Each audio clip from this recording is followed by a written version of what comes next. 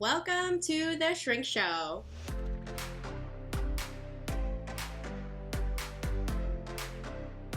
You did it. Hi, friends. Hi, friends. We have an awesome guest today. Shell Mendelson has ADHD and has a background in career coaching. So what did she do in true ADHD fashion? She connected the two, and she does ADHD Career Coaching, which really is designed at helping folks with ADHD find their passion and their purpose and not get stuck in conditioned mindsets or conditioned careers that really are not bringing them joy and not bringing them fulfillment. So give her a listen, find out more about what she has to offer. Perhaps she gives Angee some career coaching in the episode. Also, to our listeners, thank you so much if you have liked, rated, or subscribed on Apple Podcasts or Spotify. Your ratings really do so much in getting other people to listen. So if you can, just pause for a hot minute and give us a rating. It really helps other listeners find us. Also, shout out, we recently had Leslie from our the ketamine clinic. Yes. Do you want to tell that story quick? Yeah, Leslie Koenig, there was a walk in Omaha, Nebraska. It was, I think, for like suicide awareness and prevention. And I'm sure a former colleague of ours listened to the episode and recognized her from the episode. So we love it. Our listeners are like part of our community, and our guests are becoming a part of the community too. It's so great. You guys are so amazing. We appreciate everything. I hope that you gain knowledge from this episode and have fun. Yay. Yeah. And as a career coach, my focus is always career and career direction. So that is what I'm going to be talking about. That is my expertise. And so there's one element that I would consider on the mental health scale. And I always say the process that I use is therapeutic. It's not therapy, but it's therapeutic. And it addresses issues that I always hope that my the class participants, and I'll talk more about that, but the class participants have a therapist if possible.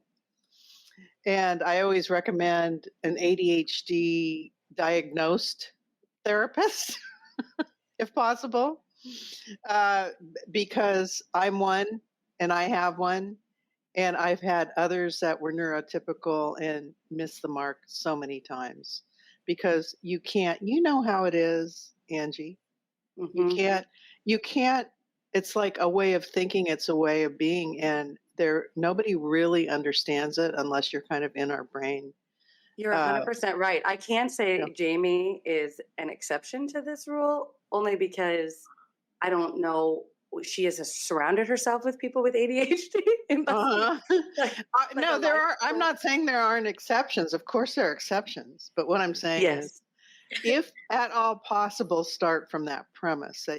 And very few people who are truly diagnosed are out there, helping people. I was so lucky. And the person that I work with is like, she could be my granddaughter, seriously.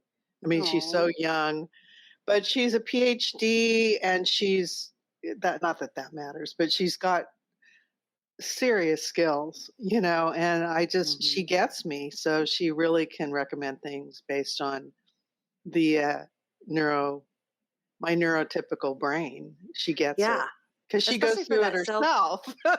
Exactly. Yeah. And especially for that self-acceptance, because I think that's the hardest part that I had to come to terms with having ADHD is I'm not just a fuck up, right? I'm not, like, there are some beautiful gifts to my chaos. If you really look hard, right?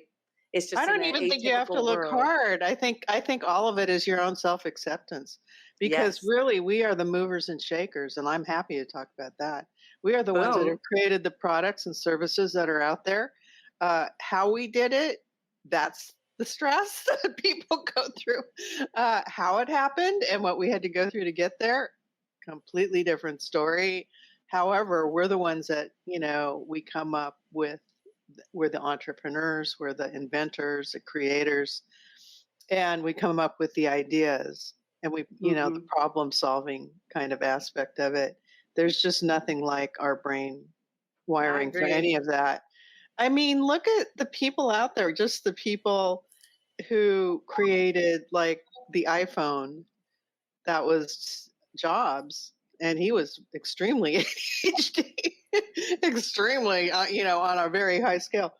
And even Bill Gates, and these people, we come in all shapes and sizes and personalities, and there is no rhyme or reason to any of it except our brain wiring. Right? Yeah. So if you want to just chat about all that, we can do that. We can chat about anything. I'm fascinated how you even became a ADHD career coach, because I feel like it's hard enough to manage a career, let alone trying to help other people manage it when you have ADHD. Well, I mean, I started out as a career counselor, and so that's been my profession for 35 years. And it was a natural evolution after my diagnosis. So I'm happy to talk about that. But I took some off-road,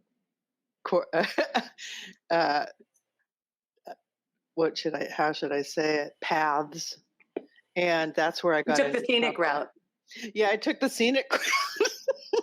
And that's what actually got me into trouble, but eventually got me into trouble. Not in the beginning because I was not diagnosed, right? So I think, I'm just off onto a new adventure for a while. And then I realized the adventure is going to crash if I'm not doing the work I love, right? So, yeah. We got to love what we do, Angee, right? 100%. We got to love what we do. And you know that too, Jamie, right? But for people with ADHD, it's critical. It's like a necessity. It's like a fact of life. It's not something you can negotiate. You're 100%. Because if I'm bored, I am miserable. And if I'm miserable, everyone's miserable. Exactly. Tell me about it. That was where I went wrong. That was it, because being the CEO of this company and the founder, I was the undiagnosed crazy ass who really made life miserable for a lot of people and didn't even realize it, because I was just doing my thing, thinking, I just want to get this off my plate. So I wasn't thinking about anyone around me. I love to talk about this because I think people can relate to it who have been in my position, but people who have had to deal with people like me with ADHD as a manager or supervisor, something like that. And I fully take it on, I fully acknowledge and own that that's who I was. And I have a lot to make up for in the afterlife. Well, one of the biggest gifts, other than problem solving, in my opinion, in having ADHD, is our ability to be vulnerable. Yeah. And to admit when we have made a mistake. And that's a big one. Yeah, because, and I always joke and say, well, yeah, we're good problem solvers because we create problems for ourselves. We create them, then we solve them. Yep. And we're good at at admitting our mistakes because we make a lot of them. But I mean, it is a beautiful gift to be able to do that and to model that for others, I think. It really is. It's just, I think where it really can take a downturn is with family, though. Mm-hmm. So that's where I'm sure you guys have to deal with that a lot with the family, ADHD, and dealing with a lot of, I don't know, what's the word I'm thinking of? Crazy ass besides crazy ass, blurting and saying things you don't mean and having to retract and having it go sideways and all that. Yep, been there, done that. Yeah, and the family. And so it's very, it's a touchy subject for a lot of people. It's a touchy issue. Yeah. Kind of that self-acceptance stuff too.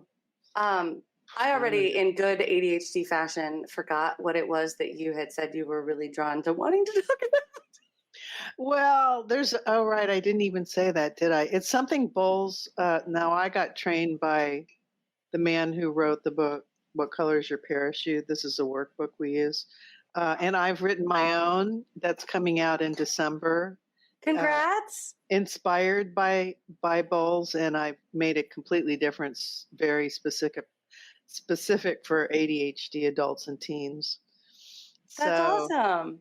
Yes, it's got so many cool features for us. I'm really excited. I should have brought the book. They sent me a picture of the cover. They sent me the actual book cover with blank sheets in it, the way it's going to look. But it's downstairs, of course. If you want me to get it, I can get it. Specific for what? Just ADHD or for like career coach question it? What is It's called A Course for ADHD Adults and Teens, Unlock Your Career Path. As a former school social worker, I love that for the teens because it's so important, especially how many of them have ADHD. They think they're not good at anything. They think, it's needed.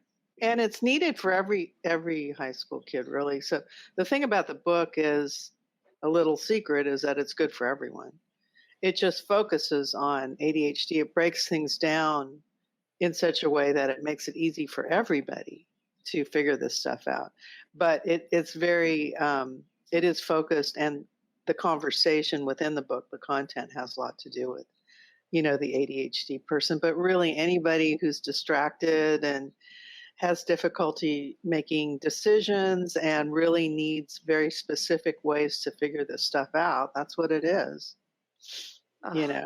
It's I should take this. What's my next career path? I'll give you that for Christmas. I'll tell you something. People are like, can't get it soon enough. That's what I'm getting. It's like, when is it coming out? And I feel so much pressure right now because it's in the, right now it's in the development. It's in editing. It's finished. We're finished editing, but now I have everybody's ADHD on my team, the editor, the graphics / content. She's doing everything. Did you do that on purpose? What was that? Did you do that on purpose?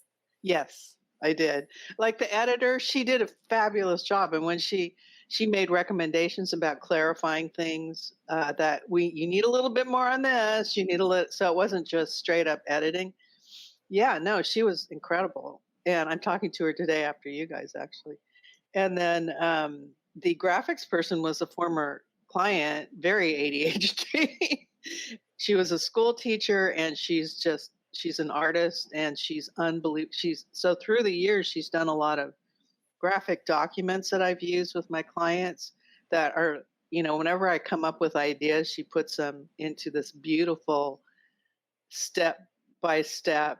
I write the step-by-step. She does the graphics and puts everything into this beautiful document, which are all included in the book. So we're redoing everything for the book. And but she takes her time. She takes her time. And that's a stress. So I told, I'm hoping to launch December, January, but you never know. Whenever it is, whatever her work is, nobody compares. So. And it'll come out exactly when it's supposed to. It'll be perfect timing. It will be perfect timing. And but I'm getting people saying, when's it? My author's page is up, and I'll give you that info if you hopefully will give that link to your people, just so they can. There's going to be like a pre-order period this month sometime, probably later this month. And I have a poster now so if people order the poster of the roadmap that's folded into the book. So you can get it in poster form, or it's going to already be in the book that you can, with perforated, so you can pull it out and work on it. which this does not have. Let me tell you. And here I am talking about the book with you guys. I don't want to spend all my time doing that, but I'm really excited about it. I just got they just sent me the example of a cover. It's so exciting because it's like all 35 years of work in one thing, and it's all there, and it's like it's been eating at me to find something better than this for my clients, and now I'm able to offer it. And it's a huge accomplishment.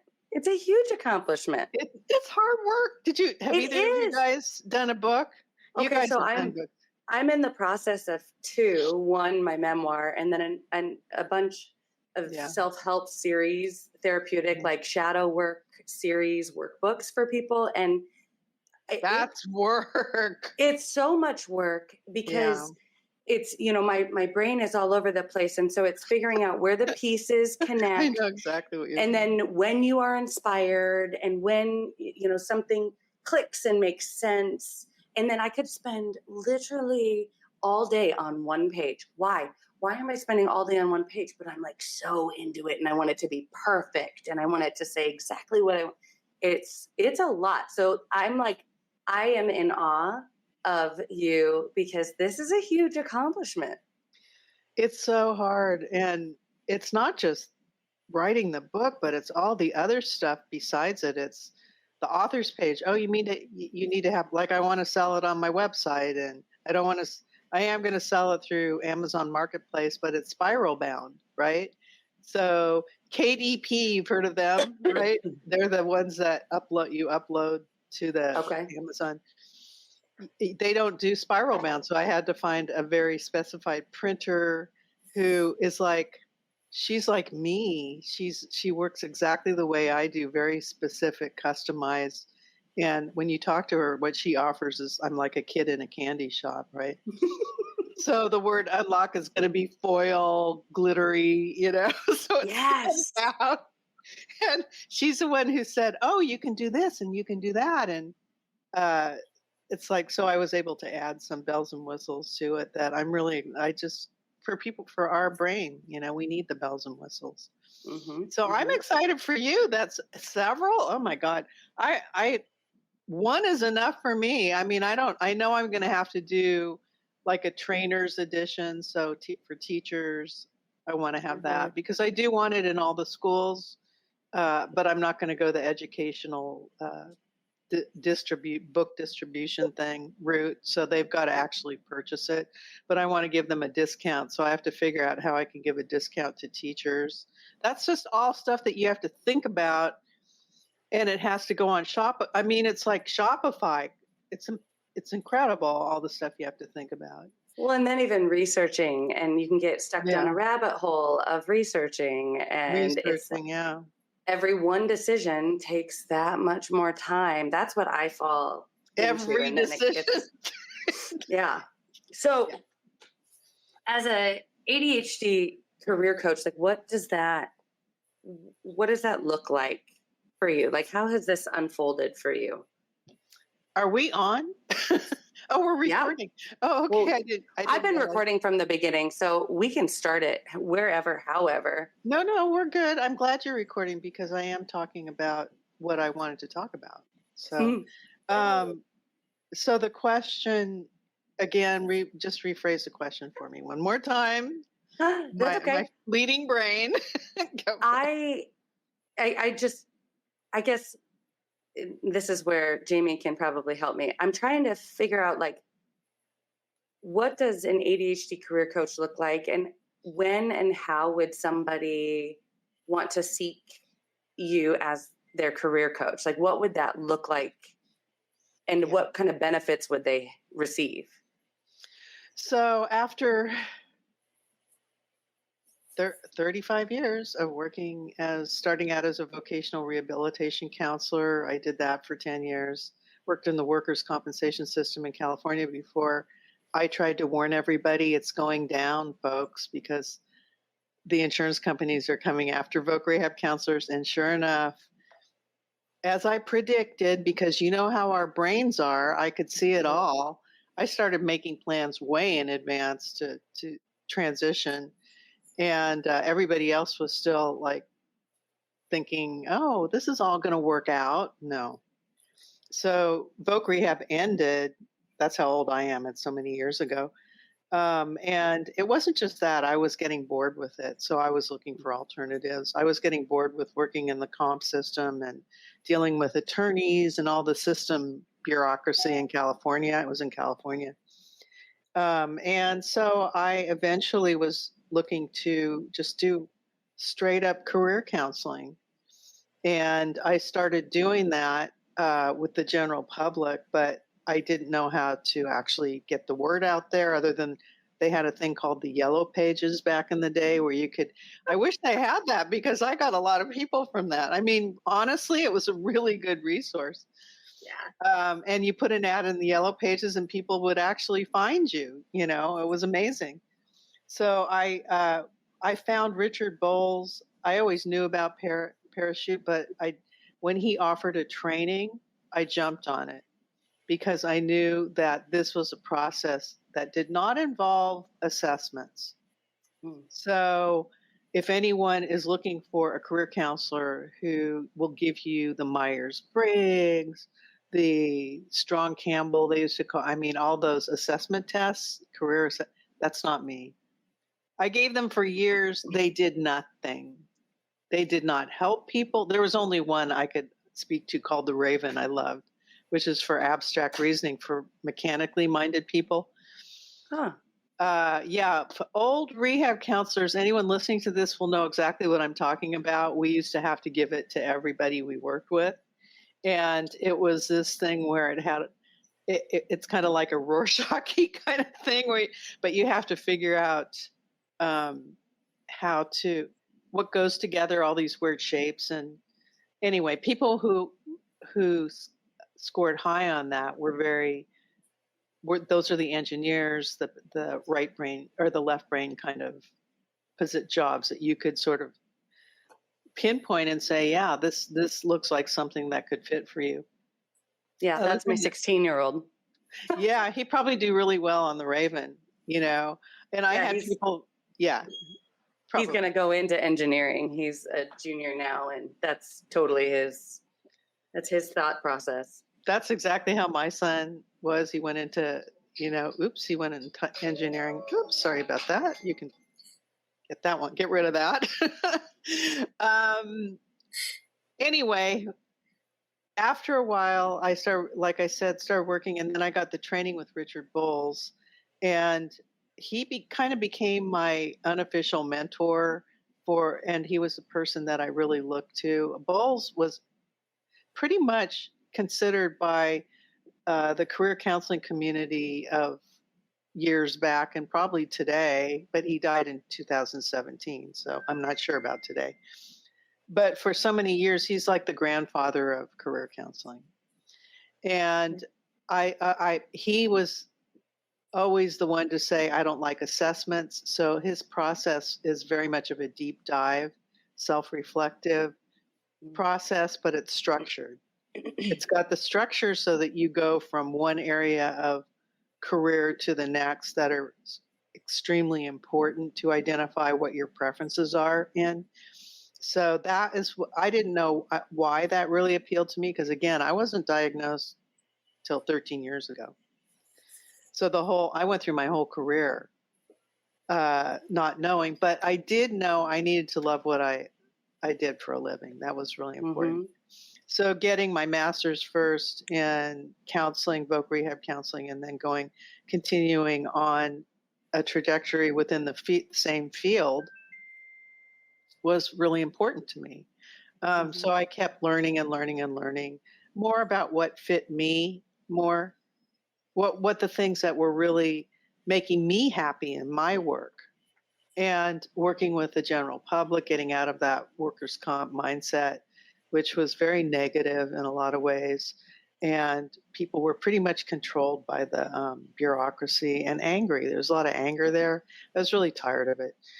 And it didn't work for me after a while. So this was what really started to work for me. And I started having groups and stuff live groups where I would meet with people and go through this process.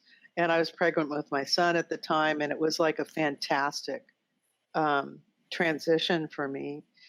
And I continued to do that. I mean, I just continued to work with people, but I was not real clear about, I had that ADHD thing going on in business. Like, you don't know exactly how to make things work on a larger scale or on a bigger, or make any money at it, really, because I was working one-on-one with people, which was great, but I had to really figure out the marketing and figure out all this. And all along in the back of my head, I was thinking, I need to do a group of some kind because I want to reach more people. I want to find a way to really get the word out and have people work together. I see how powerful that is. Mm. And plus, it's just a good business decision to do that, right? So I finally took all of my information, put it all together somehow, found the virtual assistant who helped me. Actually, without her, it would not happen, because she put what I call the back end, back office, password protected area together so people had access to everything, including recordings. Now it's like a fine-tuned, I mean, this whole thing is so well done. I feel really proud of it. But it wouldn't be if I didn't have her, if I didn't have your Jamie to help me. Seriously. No shit.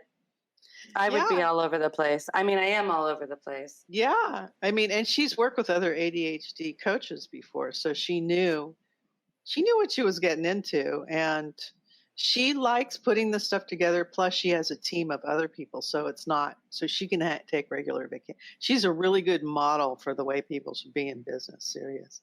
And so I look to her. She kind of becomes my mentor, right? In a lot of ways. So anyway, I created the masterclass, Your Next Career Move Masterclass. And that was 3 years ago. 3 years ago. Full classes ever since. Full meaning up to I only take 6 people at a time, because I know what I can handle. I can't handle more than 6. Dang, that's awesome. So what does that class look like? Like, if somebody signs up for that, what does that look like for them? So that is the baseline for working with me. People want to work individually, and I say everybody takes the class first. So that's the baseline. It's 8 weeks. It's on Zoom. And I may be looking for other platforms if you know of any other platforms that you think might be good. But it's been on Zoom for the past 3 years, and I work with people all over the world.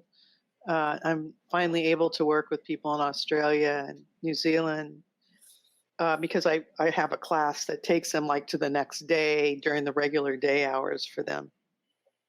But I work with lots of people from the UK, well, all over Europe and wherever, but primarily the US, of course. And I work with people of all types who are seeking career direction. And your question was, why do they come to you or whatever? They're trying to figure out what the heck they want to do.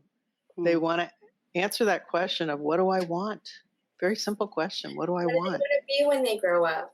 Yeah. What do I want to be? And I mean, people in their 60s still don't know. Yeah. All these years, they may have had what they consider to be a career, but either they didn't like it or things just fell into their lap time after time, because we're really good at getting jobs. We're really good at interviews, and we can get the job. But is the job appropriate or are we in alignment with that job? Generally, no. That's why they finally say, now I need help. I need some serious help. Are they similar to you, where they were diagnosed later in their adulthood? Sometimes, I mean, I get people all ages at different stages. I get people who were diagnosed 6 months, if not less. And then I get people who were diagnosed 10 years or when they were kids. So the diagnosis part, I think it's the recognition that they need help with this aspect of their lives. And so I get a lot of parents of adult children who contact me and say, my son needs help, and lots of that. And so I tell the parents, look, I have to speak with your son or daughter. And of course, I interview everybody. I have to make sure they're appropriate for the class because you're working in a group, and this group becomes your family in a way. Because I put people in what I call the career bubble, which means they don't speak about what's going on in the class to anyone but each other and me. So they are cut off. And I say, if anyone questions that or has a problem with that, have them just direct them right to me. Tell them your coach told you this is the rule of the class. And they're like, phew. Because let's face it, how many people are influenced by the outside? That's why they're generally where they are, is that somebody told them they should do this, or have you tried that, or you'd be so good at this, or there's a class I know of you can take, blah, blah, blah. And they haven't come up with that on their own. It's just something that seems, and it's an outside influence. Because you're shaking your head, I know you know what I'm talking about. Yeah, it's been my entire life. People always have, well, you should do this, you should do that. Let's try over here, or you know what, this would really help you. And it almost becomes so much white noise that I can't even focus on what I'm trying to focus on. Even though my process might look messy, there is an organization to it that makes sense to me, and it doesn't always jive with people who don't think like me. Exactly. And it's very unique to each person, but there's certain things with ADHD, especially in this process, that are familiar to everyone. So your backgrounds can be completely different. It doesn't matter. So when I see things, like the top 10 careers for people with ADHD, I just laugh. I go, that is ridiculous, because everybody's different. The best career is the one that's right for you, no matter what it is. And it doesn't, and there are certain things elements that have to be checked off before you make that decision. And if you're not doing it, or doing a process like the one I offer, the process is just not out there. I don't know of other people that are doing it, especially in the way I've done it, because I've had so many years of experience tweaking it. So I kind of know I'm filling in all the nooks and crannies as I go along. Every year it gets more and more, I get more and more insight. I learn about people and what their needs are. And I learn more about the marketplace and what people are experiencing out there. And, I have a lot of people in the corporate world who come into it. And I have people, a few are just starting off after their degree. They've just graduated. And they had a major of some kind, but they weren't sure how they chose it, or they chose it because they thought somebody told them whatever, the usual. So they went through 4 years and they're like, what am I going to do now? What can I do with a 4-year degree?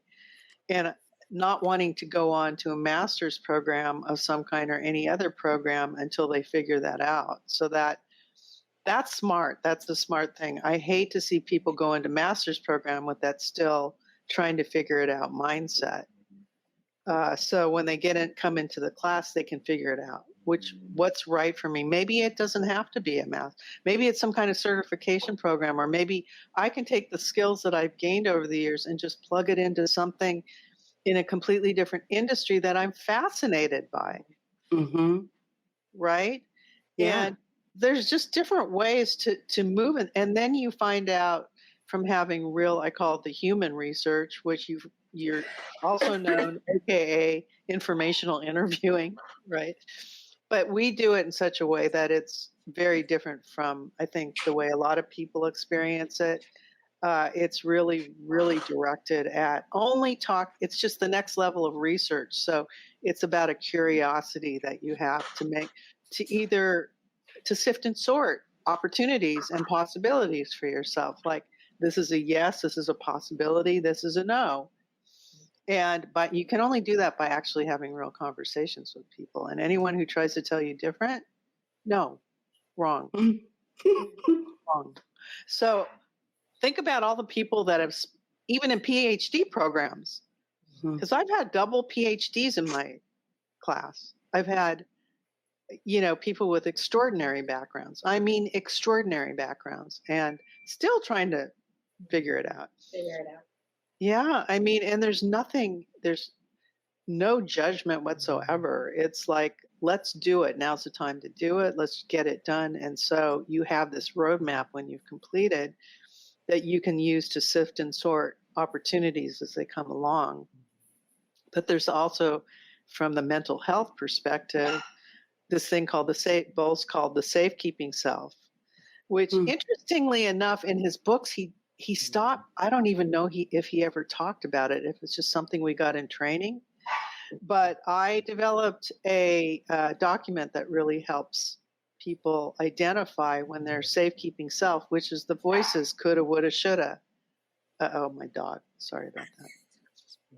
I was trying to get him to come up here before, because he usually sits right next to me. Anyone can relate to that, the dog in the room. The dog's got to be in the room to do the work from home. Yeah, mine's over here. Yeah, the dog's got to be in the room, or the cat, or whatever. Or the children, which is why I have to work during the day. I've got to set hours that I can actually get shit done. Yes. Which is also extremely stressful as somebody with ADHD, because it's like, how can I get inspired between the hours of 9 and 3? Like, what if I feel inspiration later? How do I do that when I also have to parent, or I have to, run these errands, or whatever it is? Having a career with ADHD and being a parent can be really difficult, especially when, like, I recently quit my job and I'm doing my own thing, trying to figure out what that looks like. So I might be calling you for assistance, Shell. So good that you're on our show today, Shell. Yeah, this works out great for me. I hear that all the time. No, but I love everything you're saying, because I too am inspired by, like, wanting to break free from the system and this bureaucratic bullshit that we all. Are you in corporate America? ADHD in corporate America? I'm in government, like a social worker. And government, so, yeah. Because we're both social workers. So she was a school social worker, and obviously there's a lot of systems in there. Education, government, mental health. I'm actually hers was a behavioral school, not bureaucracy. That's all I hear. Whenever I hear that is bureaucracy, forms, things that you have to do that have nothing to do with your actual work. Oh my God! I don't have to do them.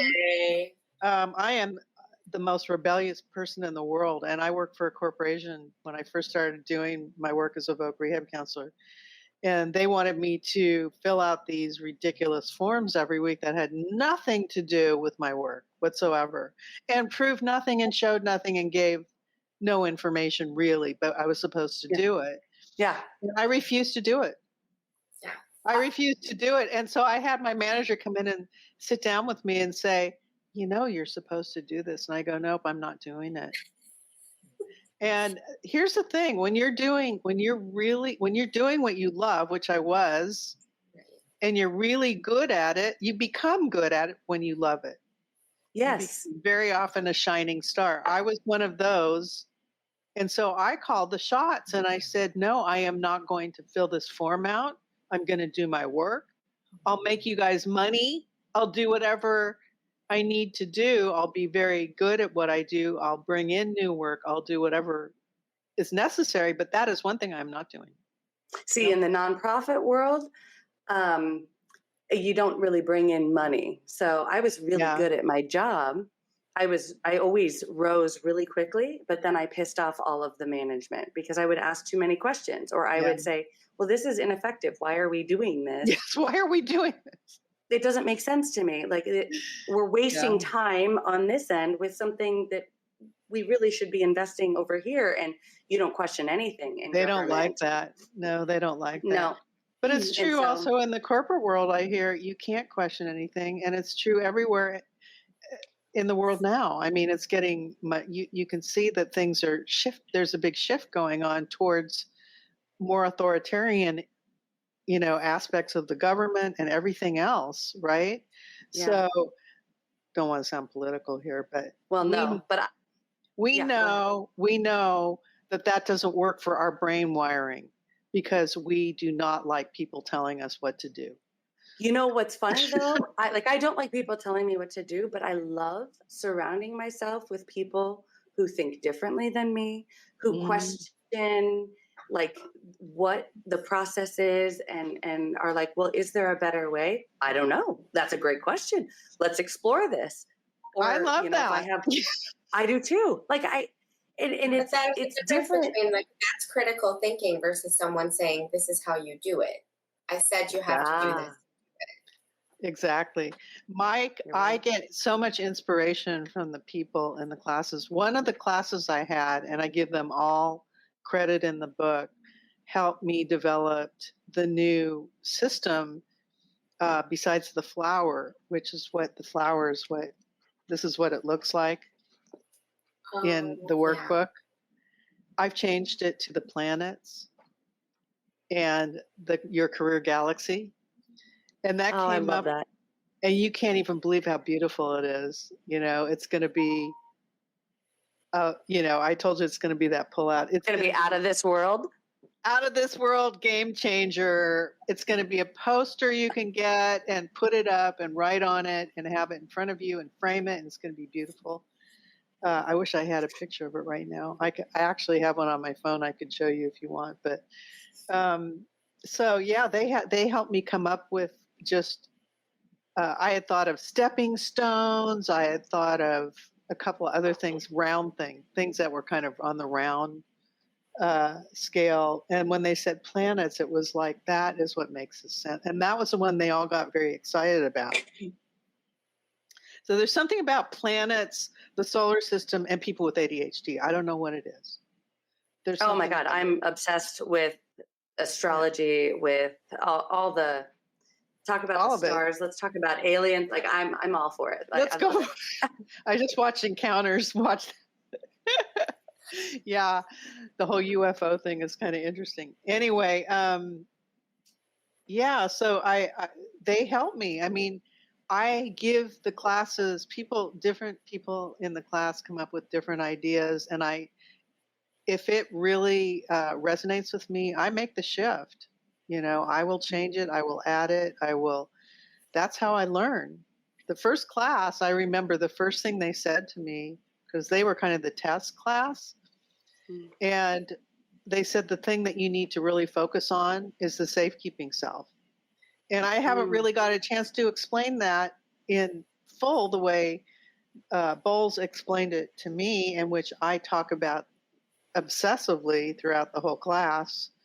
And I make people tell me where they're at, where their safekeeping self is at in the process at any given time.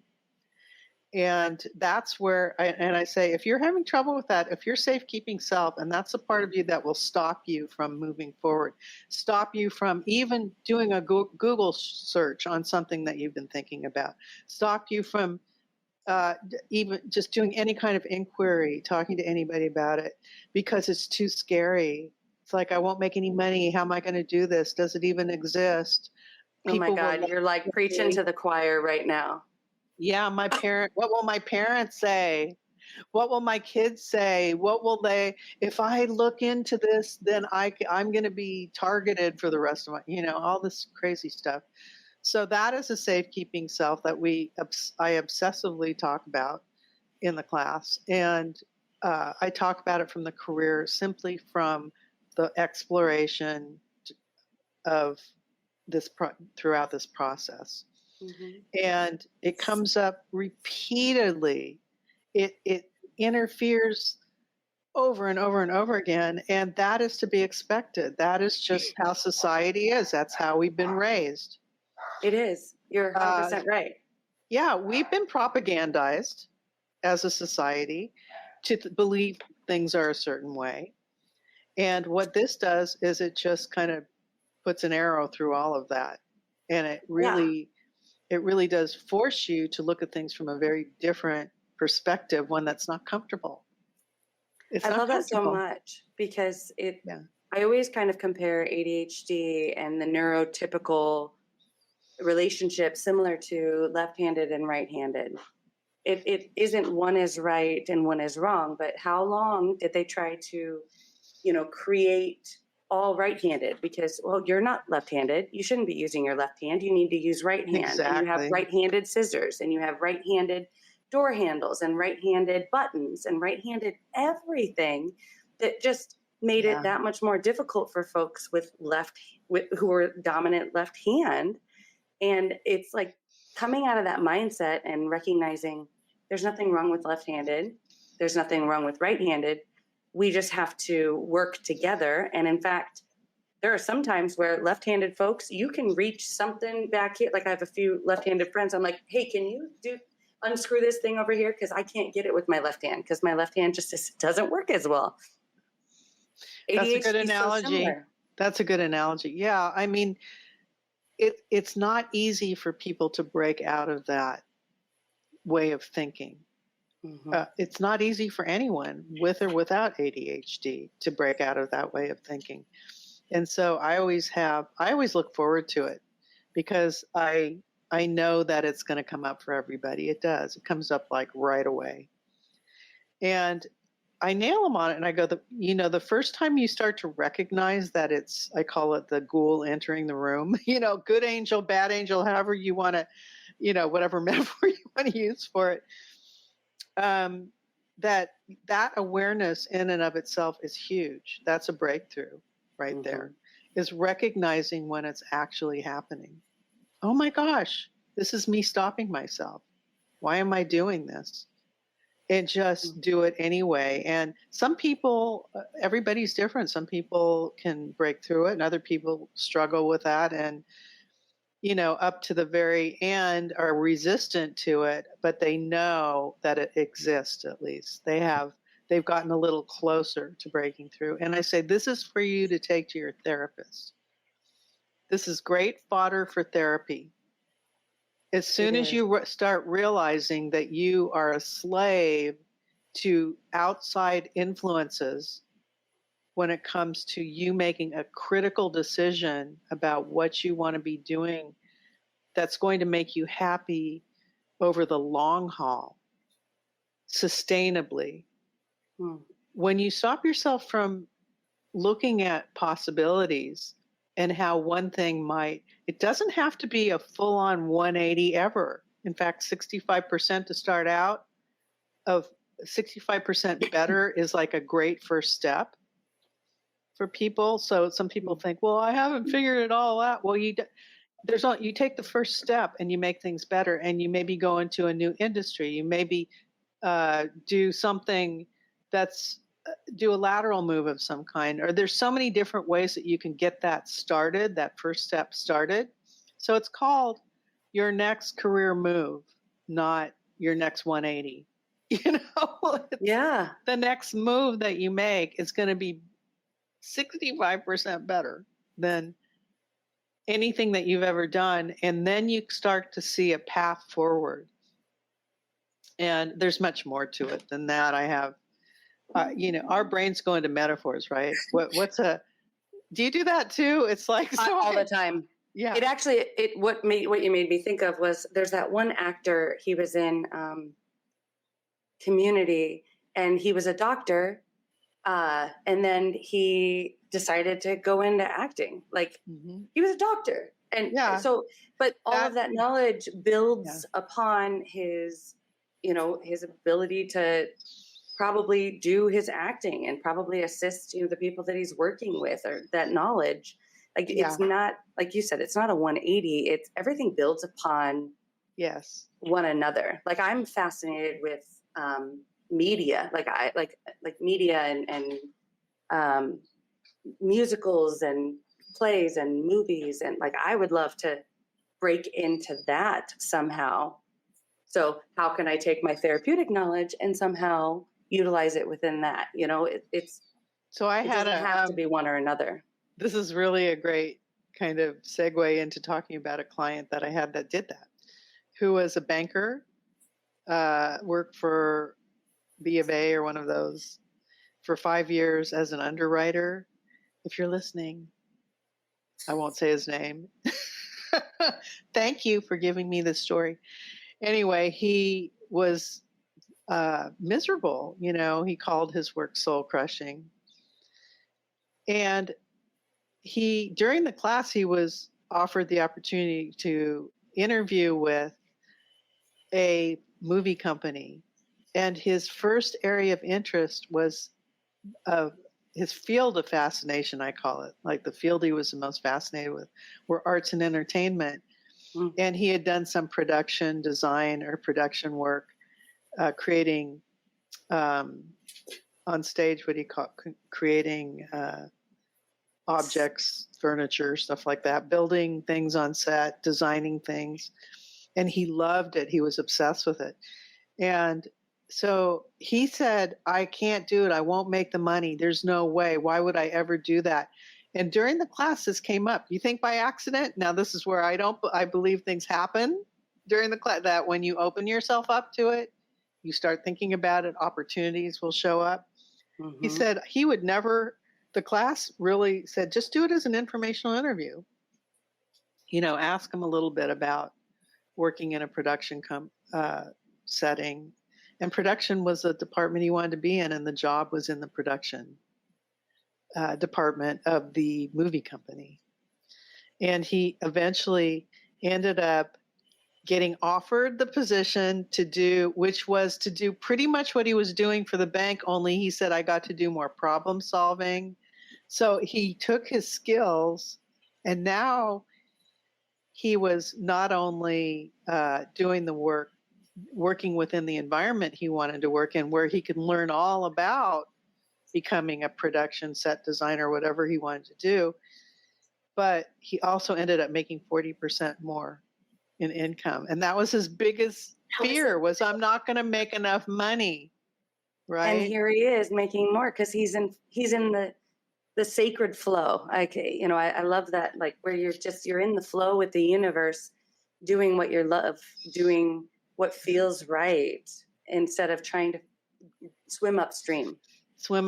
Yeah. That's what the safekeeping self does. That stops you from being in that flow. So when you can free yourself, and that's kind of the measure for people, like how much freer are you now after the 8 weeks? How much more confidence? And confidence is the thing that comes up for a lot of people.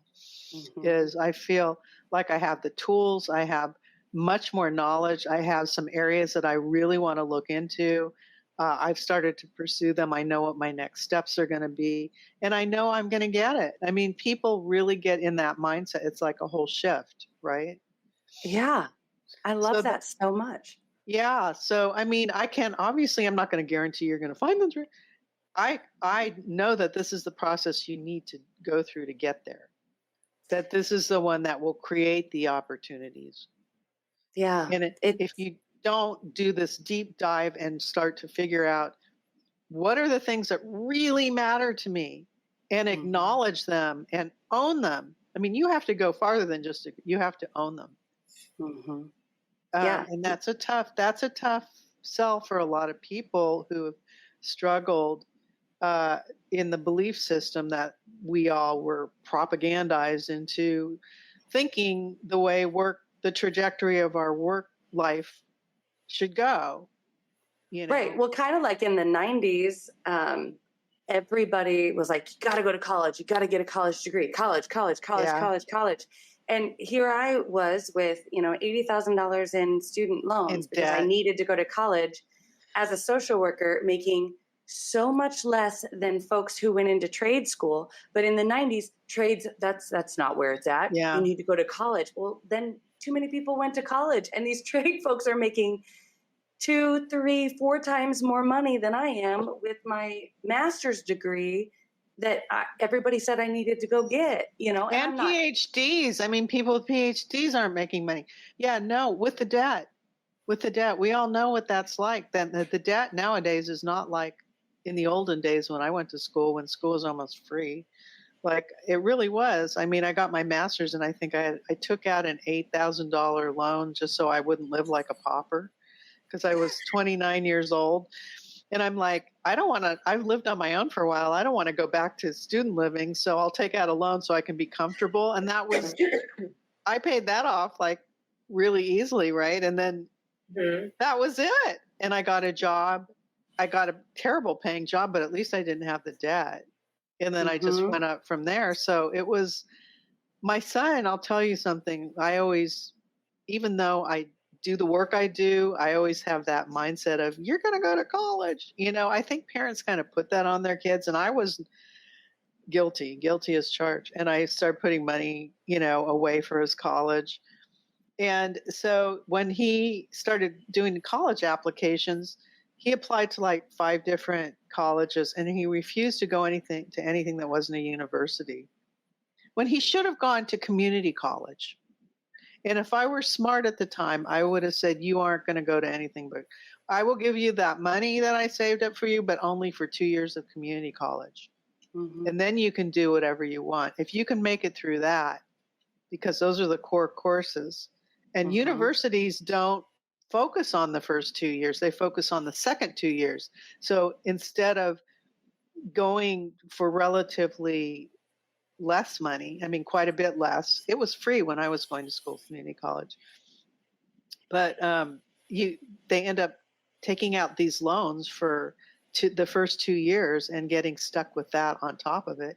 So, and with ADHD, he went from a high school where he was doing incredibly well.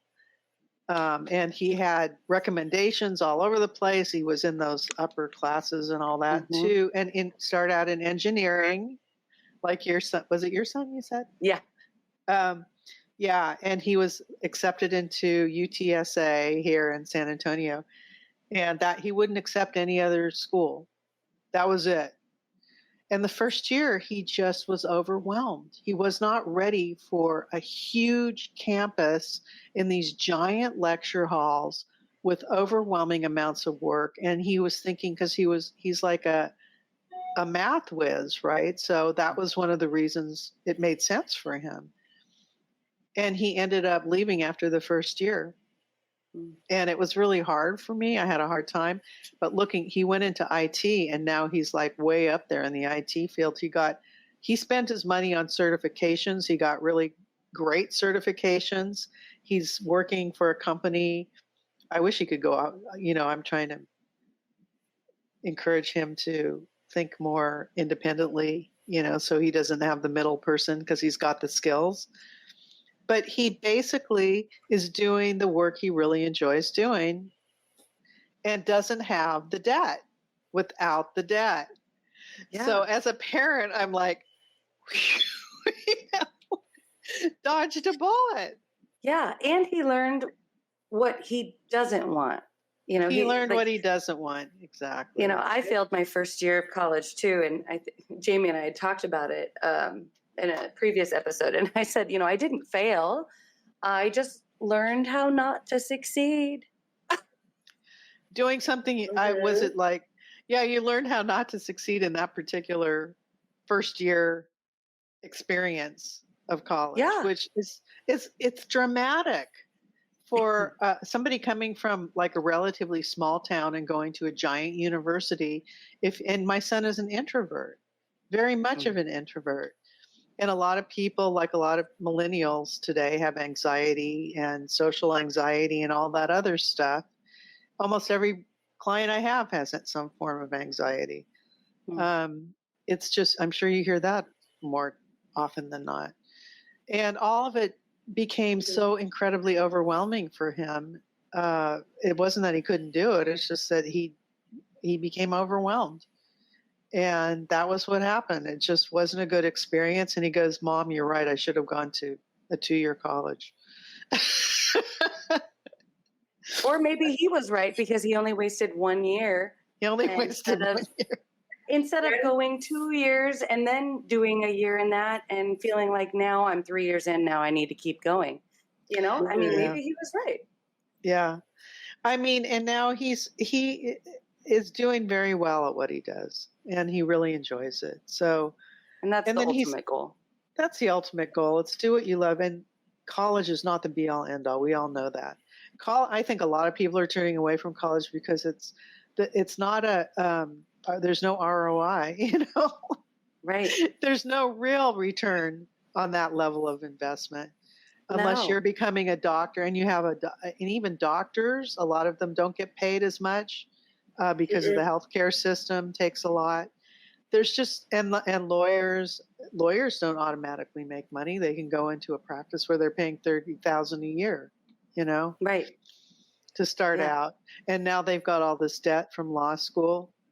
So yeah, it's insane. I have, you can tell I get on my high horse when I hear the student debt thing. I get crazy when I I get insane. I can ride that train too. What was that? I'm sorry. That's okay. I think we can both jump on that train. Yes, exactly. It's very I don't know.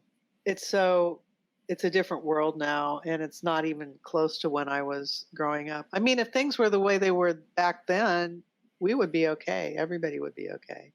Yeah. And you could even afford to go to college and switch and do something else and not have debt. Even just for the experience of going into college, like a lot of people used to think, let me have that experience, just the college experience, whatever that is, which I'm still glad I went through it. I'm happy I went through it. And my master's program, I didn't go back to college for 4 or 5 years. So I was pretty clear about what I wanted at that point, and I just went straight for it. And if it didn't end up in a job, I wasn't going to go into that program. That was one of the questions I asked. How many people graduated from this program actually went to work, and what kind of work who did they go to work for? I really broke it down. That's what I recommend other people do, is before you go into any kind of program, you get the stats. And if they're not willing to give you the stats, run. Seriously, run. And they and they should give you people to talk to who have gone into the field, who are graduates, alumni. Yeah, I chose social work because I didn't want to feel trapped. Because in social work, I could work with kids in mental health. I could work with aging. I could work with veterans. I could work in a hospital field, in an education center. And, I was like, I like that. That was my, before realizing I had ADHD, I was like, there's so much flexibility within this. Well, but look at what you're doing now. So are you working on your own now? How are you working and are you using your degree, or are you doing podcasting? Is that it? Great question, Shell. Yeah. Great question. Angee, tell her what you're doing. Shell, get ready to take some notes. I know. So here we're at. I am trying to take all of these ideas and put them into, into not a box, but into some sort of form. So I have my own LLC. I am almost fully done with creating my mental health nonprofit, which I really hope to kind of take over the mental health system and break free from, bureaucracy and governmental control, which is what the mental health system is currently stuck within. Anything breaking free. That. Yeah. I do keynote speaking. I want to write my memoir. I have an idea for a musical, do the podcast. I have my self-help workbooks that I want to do. I'm currently offering life coaching and tarot reading because I don't like therapy, simply because I don't like insurance. Mm-hmm. So, it really is therapeutic guidance, but it's more of like life coaching with people who just want that extra bump in their, I like to show people how beautiful they are and show them their worth, because I'm going to want a reading from you, by the way. Oh, yes, I would love to. I love tarot. It's great. Yeah, well, and that was kind of that big leap for me, because I compared myself to other tarot readers, and I'm like, well, they know a lot about a lot. Like, I don't want to be wrong. And I did like a shamanic training, and it was through that really helped me come to terms with, even if the person doesn't receive the message, it doesn't mean that I am wrong. No, because you have your background. I mean, you have your training that kind of goes along with that. Yeah. So for me, it's like having that ADHD diagnosis for a person who's providing therapy to one of my clients or class participants is you've got to have that background. It's not just the ADHD, you've got to have that clinical background. So what you're offering is something that goes beyond just the tarot reading because you're able to interpret in a way that I think is probably really useful. Yeah. Well, and my mom has schizophrenia and bipolar. And so that's what I keynote about. So I had a friend once say I was a unicorn because I grew up with mental illness. I struggle myself. I'm clinically trained. So it's kind of like the trifecta of knowledge. It's just now figuring out how to make money with 4 children and a husband and 2 dogs. So that's also interesting. I have 2 dogs and that's it. And I have an adult son, so I'm good. Mm-hmm, mm-hmm. Sometimes it takes breaking, not of your husband necessarily. Right. But Sometimes for me, yeah, I had to do that.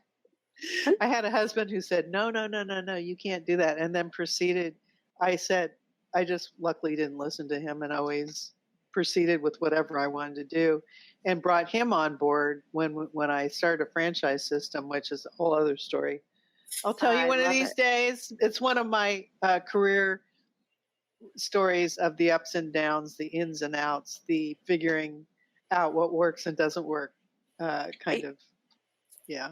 Well, and that's the great thing about ADHD, and that's why I love what you offer is a lot of times, we learn from doing and we learn from other people who've already experienced it and can maybe let us know some of the roadblocks along the way. It doesn't mean that we're not going to also want to hit those roadblocks because some of us are hard-headed, like me. But it offers somebody that understands, which is huge.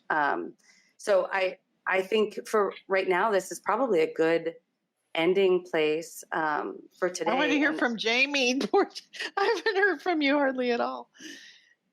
You seem like you're okay, but we didn't get to talk to you. So anyway. That's okay. What happens with ADHD? I've accepted it.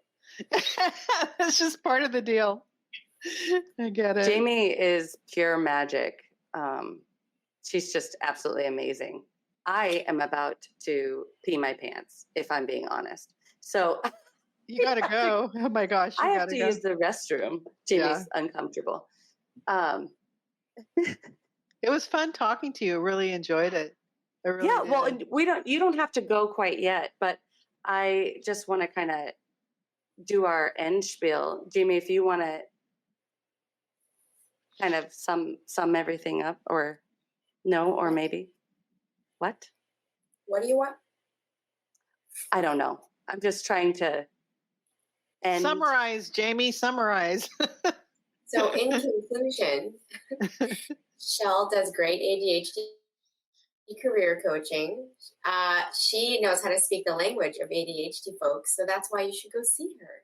She works magic, and she has a workbook coming out in December, which will be Angee's Christmas gift. We'll work on her planets and put the poster up. So let me get my website out there, careercoachingwithshell, SHELL.com. And you'll see the authors. It'll say course book, so you can read up kind of on the course book and get a sense of what it's going to be. And then I'm hoping to come back on some podcasts when it actually launches and really kind of dive into it with people, because I think I'm going to have like a place where you can scan, and then I will once you purchase it, there'll be instructions. There'll be things I'll be telling you, almost like a class, cool. more kind of how to use it. And so you've got to pee. I do. I feel empathy for you. I know I drink way too much in this process, but I don't want you to go anywhere. And Wait for 4 seconds, Shell. Thanks, listeners. Thanks for rating, subscribing. We're here kind of every Wednesday. Give us a minute to get our shit together. And Angee and I will say bye. If you think we're cool, or even if you don't, please like or subscribe so you'll stay up to date on all things The Shrink Show. thank you for choosing to spend a portion of your life with us. And remember, don't take yourself too seriously. Life is all a giant shrink show. A Huda Media Production. Side effects of listening to this podcast may include side aches or snorting from laughter, impromptu jazz hands, nodding in agreement even though you might be listening alone, an occasional "you said it, girl," and mild cases of existential dread. This podcast is strictly for entertainment and informative purposes only and is not intended or implied to diagnose, treat, or otherwise substitute for professional mental health, medical, legal, or other advice. Thank you. Unicorn says bye.